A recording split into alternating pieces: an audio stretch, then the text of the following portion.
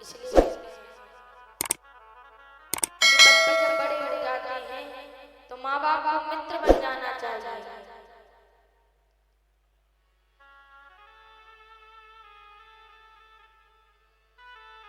क्योंकि अगर बालक किसी गलत राह पर जा रहा है तो माँ बाप भी उसके सबसे बड़े शत्रु होते हैं। इसलिए उसकी मन की भावना को समझना चाहिए, मन के भाव को समझना चाहिए।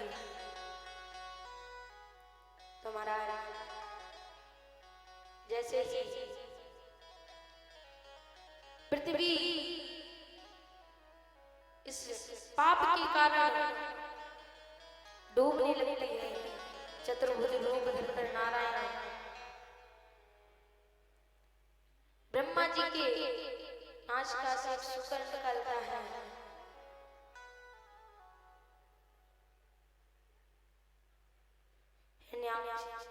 बड़ा ही उत्पाती था।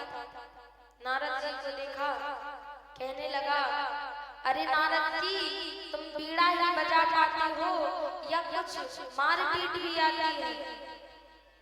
सभी माताएं सांसी करा रहे।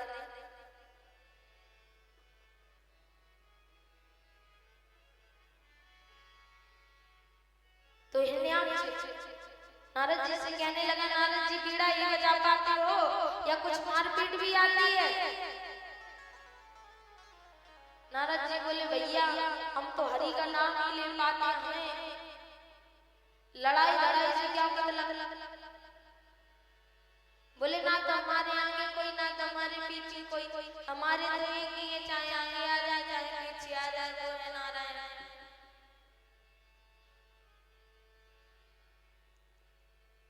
तुम्हारा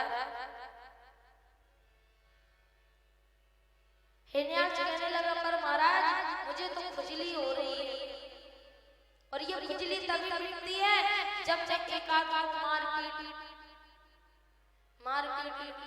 महाराज ने कहा, नारद जी ने, कि चलो मैं तुम्हारी खुजली अभी मिटा देता हूं।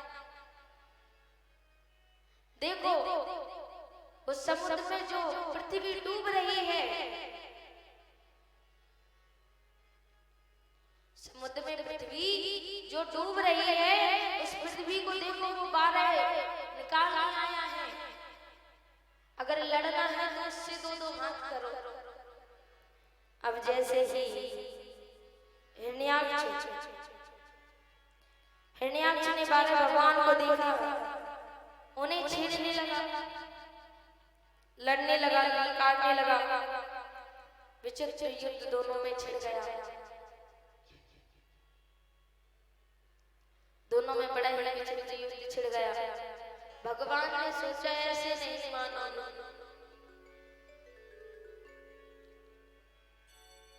भगवान ने उसके मुखमंडल पर अपनी गदा से प्रहार किया कि हिरण्याक्ष को जीवन की सारी स्मृतियां याद आ गई,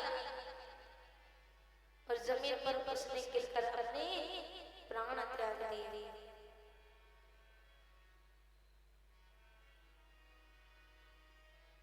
तुम्हारा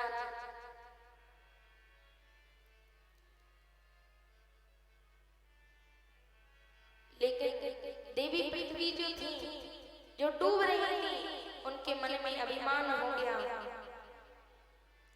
कि अरे मेरे बिना तो भगवान का देखो काम ही नहीं चला, मैं जरा सा झुकने क्या लगी, ये तो बाबा का रूप धारण करके आ गए। तो ठाकुर जी ने कहा, अरे पृथ्वी, धन धन वृंदावन राजधानी, धर्म कर्म जहाँ बटत जेरी, मुक्ति बारे जहाँ पे पानी।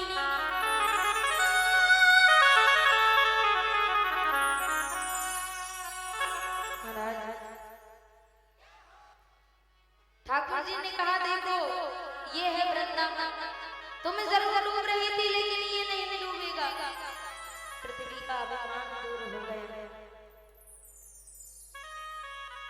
इसीलिए तो कहते हैं आली